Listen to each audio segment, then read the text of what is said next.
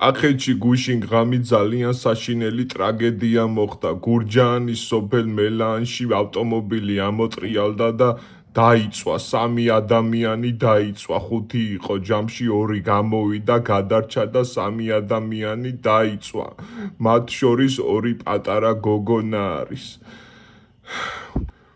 უბრალოდ მართლა უნდა იფრთხილო ავტომობილის ტარებისას ძალიან ნელა, აი როდის რა მოხდება, ვინ რას იფიქრებდა ეხლა ხო ალბათ არაფერი არ იცოდნენ, რა თქმა უნდა ესე თუ მოხდებოდა ამოტრიალდა ავტომობილი და დაიწვა, ამიტომ ძალიან ნელა უნდა ვიყოთ ხალხო, ძალიან ნელა ვატაროთ ავტომობილები, ძალიან ნელა, რადგან არა მარტო ჩვენი სიცოცხლეა დამოკიდებული, არამედ ჩვენი მგზავრების, არა მარტო მძღოლის, არამედ მისი მგზავრების სიცოცხლეც არის დამოკიდებული და ფრთხილად უნდა ვიყოთ მაქსიმალურად. ნელა, არსად არ გვეჩქარება 2 წუთით გვიან მიდი, შედალოცვილო და გადარჩება ხო ის ხალხი, ნელა იარე რა.